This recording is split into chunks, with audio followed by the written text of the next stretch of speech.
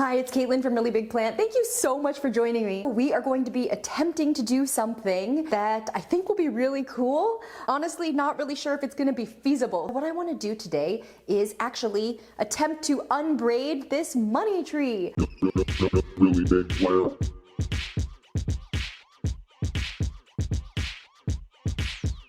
I love the braided form of this plant. I think that the stem is really cool when it's in a braid, but there's something about it that just tempts me to want to take it apart. These are a really fun plant that are usually sold as a house plant, and typically they are sold in this form where they are braided up, and it's 5 separate plants actually in a pot that are all braided together when they're pretty young, and as the plant matures it develops this bark along the stem, and the plant grows into this braided shape, and then people trim them back and keep them essentially like bonsais, because this is a tree, the Pachira aquatica, that grows in nature, and it grows into a full-sized, full-blown tree. So I just said Pachira aquatica, which is typically the scientific name that is given for this plant, but actually most of the plants that are sold as Pachira aquatica, the money tree, is actually a different species of plant, the Pachira glabra.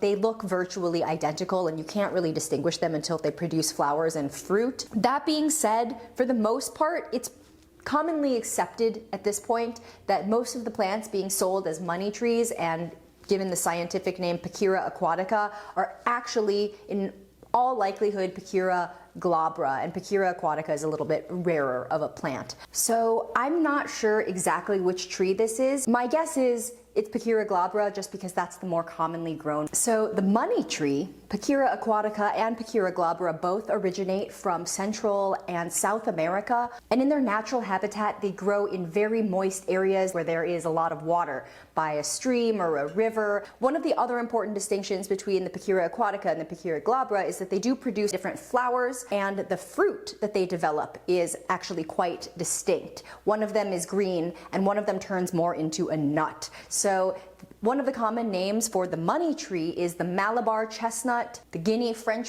peanut, or something like that, because in some places this plant is grown as a crop for the edible nut capsule and the seeds inside that it produces. Usually when people care for these plants indoors, they don't get enough sun to actually produce flowers and then produce the fruit that follows, but they can live happily and grow to quite large sizes. If you've had one of these money trees for a while but you have never seen one of the fruits that it produces, you'd be shocked. It's not like a normal thing, it's like a huge nut. They produce this enormous capsule. So when I used to live in San Francisco, one of my favorite life experiences that I've ever done was being a docent, a volunteer, an interpretive volunteer at the San Francisco Conservatory of Flowers. That is an indoor garden conservatory that has lots of exotic species of plants around the world. There is a big Pachira aquatica tree just planted in the ground, and it's pretty big. It produced a huge fruit. So I knew that the Pachira aquatica had a common name called the Malabar chestnut,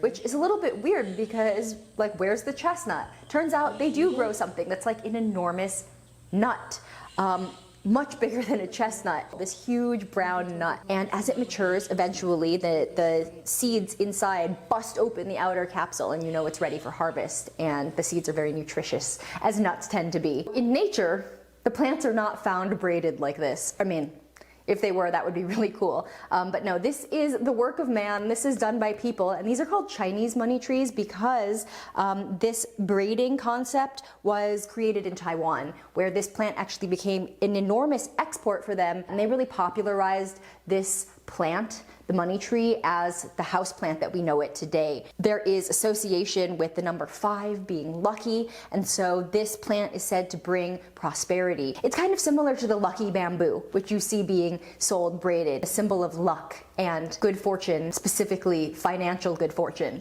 So this is a plant that a lot of businesses like to keep as their indoor house plant. Money tree makes a really great house plant because it's not too picky about how much light it's getting. It mainly doesn't like to stay super waterlogged all the time if it's not getting enough light. So I'm gonna try my best to see if I can unbraid this. So when I did this with a smaller tree, it was really easy. It was like a little pot of it, and all of the stems were very pliable. If you've been watching my channel since then, thank you. But I just started feeling this, and this might not work. So we're gonna see if I can make this happen. So yeah, I just kind of want to see what's going on in the bottom of this pot.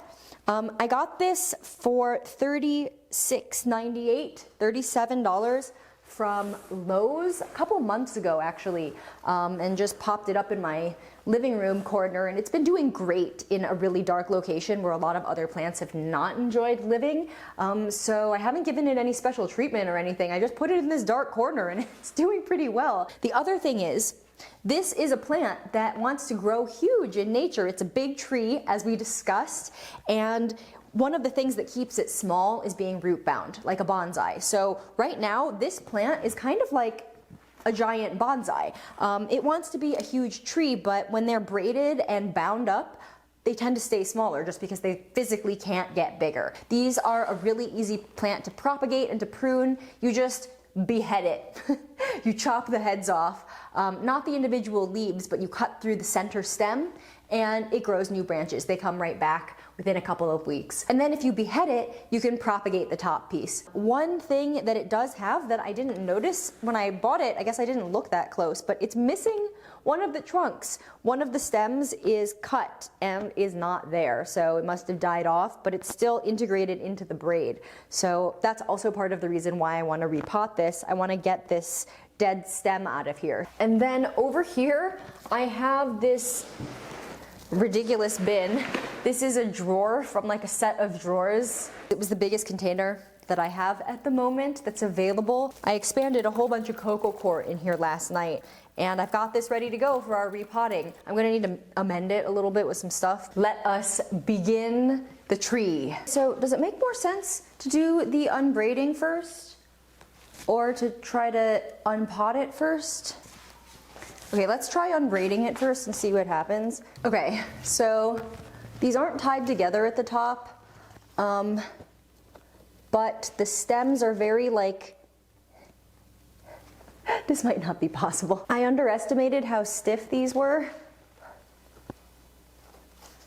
Oh, why does it kind of seem like I'm gonna destroy this? So I need to make sure that these branches are unbraided.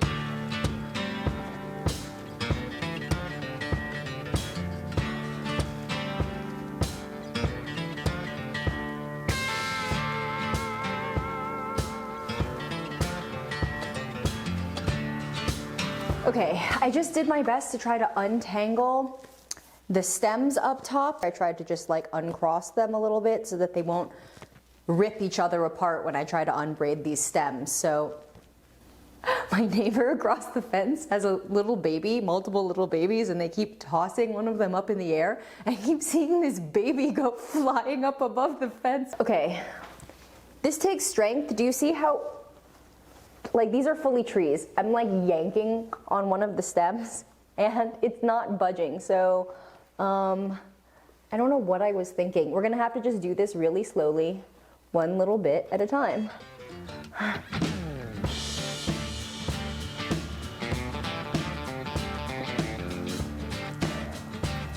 Oh, this tree doesn't like this.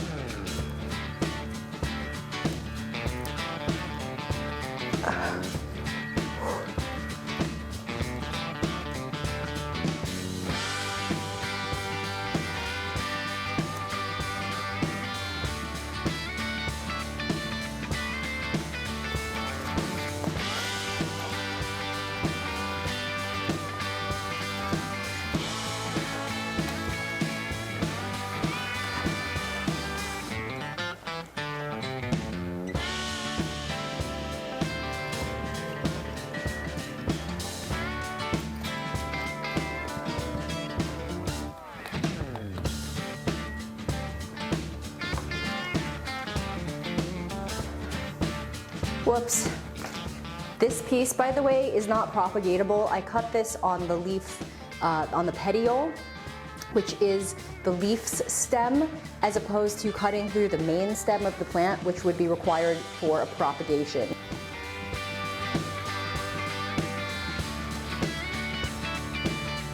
Oh, we're making progress.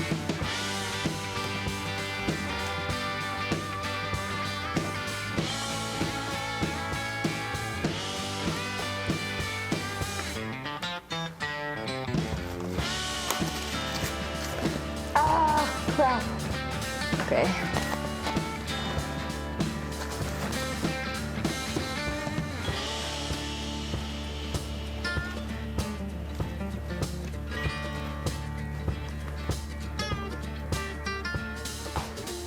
Okay, I've gotten to the point where I need to unpot it now because this stem here, the one that's dead, I think I need to remove it now in order to get any more of the plants out. Like, I've untangled them as much as I should before I start trying to go from the bottom. So we'll see what's going on down there.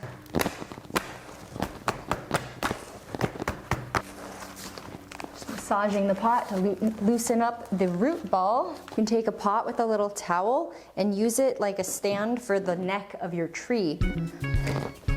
So,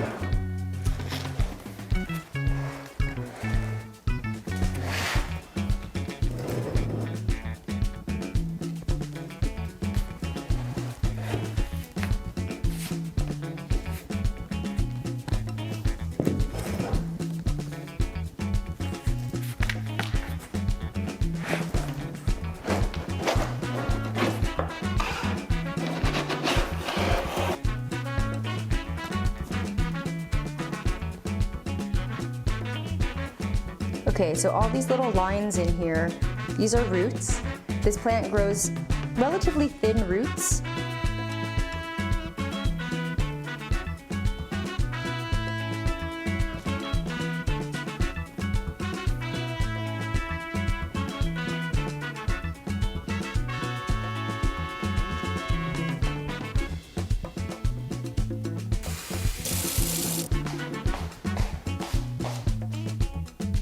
Pouring water on here. I watered this 2 days ago, but I guess it drank all of the water. It's pretty dry. When it's this dry, the roots get more damaged when you separate the soil because they're brittle, but this plant has kind of brittle roots to begin with. They're very thin, so when you repot a money tree, you're gonna get all of those little snapping sounds that you hear, which is like the roots breaking up, and that's okay. Plants are continuously growing new roots, like they're growing new leaves. There's a lot of root volume in here that I'm just pulling away as I'm kneading at this root ball, and that's okay. Normally I wouldn't be doing this where I pour water all over the root ball when I do the repotting, but this root ball is so dry that the soil's gotten kind of water repellent. So that means that the roots are also very dry at this point. So I wanted to kind of help them out, give them a little bit of a moister environment. What you really should do is just water your plant like the day before you repot it so that you don't have to be pouring water out on the table. You want to kind of knead into it and like slowly erode it essentially so that the roots that are inside don't just get ripped away in a chunk.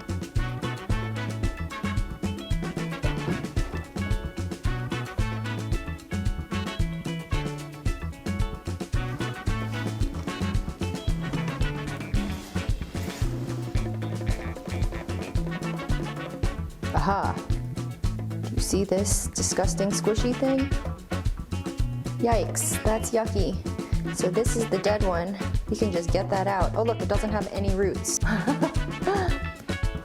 Hooray! I mean, not hooray that it doesn't have roots, but hooray to be getting it out of here. Woo! This is done for.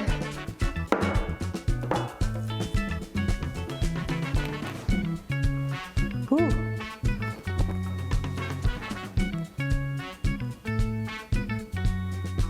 All right. We've gotten them almost all separated. I accidentally kind of like ripped one of them away kind of fast because I didn't realize that the bundle was separating, but these last two, I think I've managed to keep a lot of their roots intact. So normally when you're repotting a money tree, I would not recommend removing so much of the soil that you do this much damage to the roots, but I'm doing this because, you know, I want to separate them. So we're going full steam ahead and I'm gonna keep an eye on this plant. I think my plans might be changing with how I repot this because I got rid of so much root volume that I think I want to pot it into a smaller pot than the one it was in before.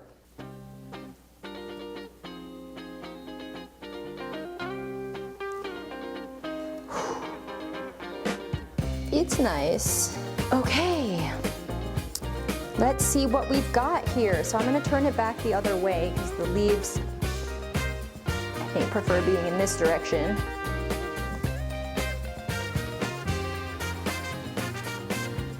A little more maneuverable now.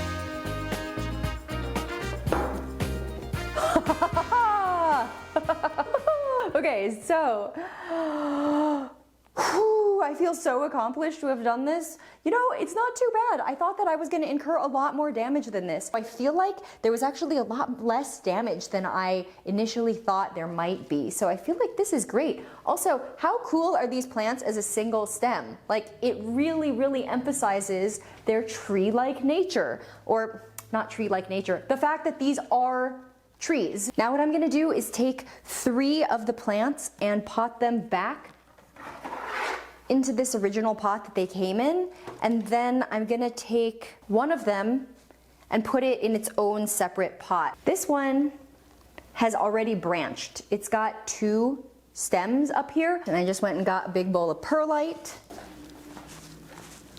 I'm gonna be amending the soil with this perlite, and I think I'm gonna mostly actually use this soil I have here, which is kind of annoying because I just mixed up all the rest of my coco coir for this project. But waste not, want not. This substrate looks perfectly fine to me. I don't add compost or anything really that includes nutrients into my potting mix. I just like to use a relatively inert substrate, inert as in not decomposing and not releasing nutrients, and then I add in nutrients with liquid fertilizer. That's just how I prefer to do things. So normally when you do repotting, you want to revive the soil with something that's got more nutrients in it, but since I wouldn't be adding anything like that in anyway, I might as well just reuse this stuff because it still looks nice and fluffy to me.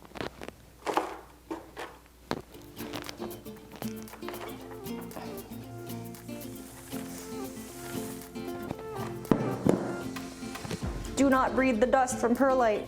You can spray water to settle the dust, or gently wet your perlite before you start working with it. Okay, so I'm gonna take my 3 stems,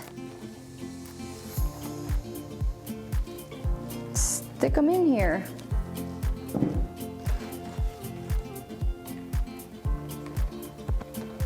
All right, just doing this crazy style. I'm like mixing this on the table like, what is those places called? Cold Stone Creamery. If you don't know what I'm talking about, those are, it's like an ice cream chain where the counter is like a frozen slab, and then you can pick different ice cream flavors and like sprinkles and stuff, and they mix it for you on the counter, which honestly is kind of gross. It's always kind of grossed me out. Anyway, that's what this reminds me of. Just grabbing perlite and mixing it on the table.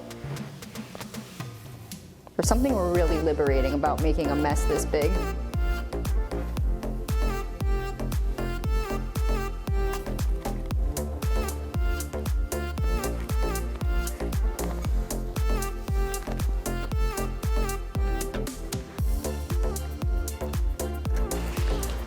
All right. Yes, I feel like this looks awesome now. It's super cute. Took me forever to figure out how I wanted to position the stems, but I usually don't rotate my plants, so I positioned it so that it would look good from one direction. So I have one like jutting off this way and one heading off in this direction and then one back here in the middle. And I feel like this just looks very visually pleasing to me. So, see how there's like a back and a front? I don't know if you can really tell, but I'm intending this side to be the front. I really prefer this look to the braided look. I mean, they both have their own merits, but this is really cool. The art of bonsai involves shaping young plants while they're still pliable into shapes that then they harden into, which looks really cool. One of the shapes that you see in bonsai trees a lot, like those mini ones, is that they try to get the stem to go into like a swirly shape, and this is like already like that because the braid allowed these trees to shape into this really cool little twist. It's like a little grove of trees, right? I'm gonna put it back in this outer pot.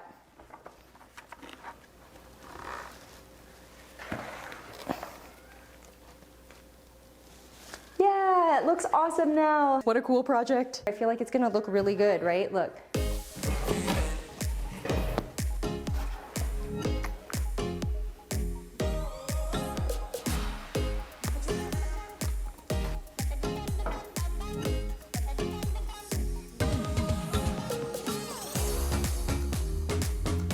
Temporarily just shoving that branch in there for support while I mix up the rest of my crazy potting soil.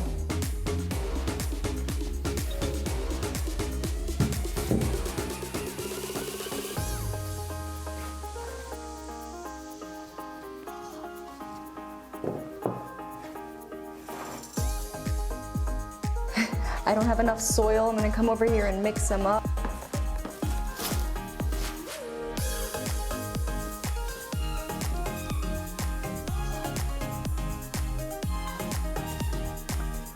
I made a huge mess. The whole room is covered in dirt.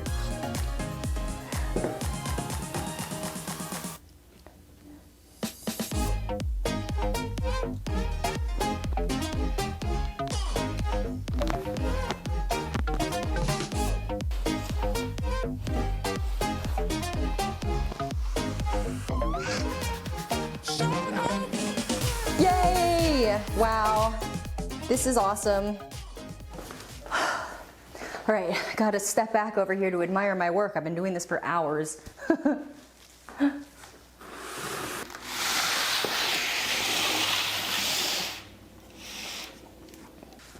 Wow, they look amazing. These look amazing. This turned out even better than I thought it would. I am so excited to have these now. These stems are not gonna untwist now because they've hardened into this shape. Look at how amazing this is. I especially love the single one. It's really beautiful. I think it's a whole little moment in this pot here. I feel like it looks really nice and it's branching. So as this matures, it's gonna turn into a forked tree. So that's very exciting too.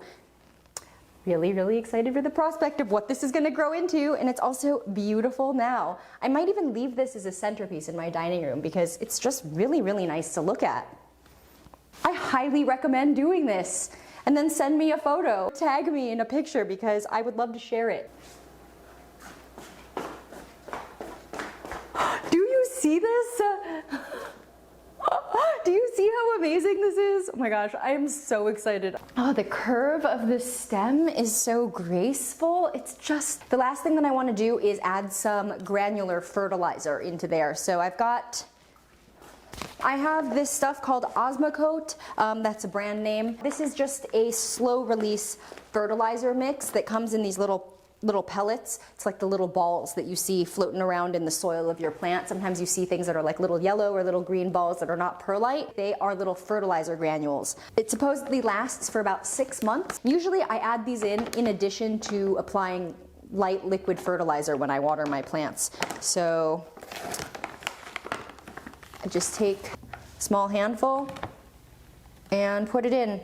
And then you just kind of gently mix it in. Okay, I am such a huge fan of these two plants. They're amazing. I highly recommend getting a money tree. One of the other things about money trees is that they are pet safe. They are edible. I had a neighbor who had a little pet lizard, a bearded dragon. She let it kind of just roam free around her apartment, but she said that she would always find it in her money tree because it liked to eat the leaves. And so it would climb its way up into the plant and start munching on it. Yeah, this has been a super fun video. I would love to hear from you on how you feel about money trees. If you've ever had a money tree flower for you indoors, or if you have a friend that had that happen, that would be really exciting because I've literally never heard of that happening to somebody with their houseplant. I feel like I really increased the beauty of these plants, in my opinion. I just feel very fond of them. Got to do a little bit of plant wrestling, got to make a huge mess, some of my favorite things.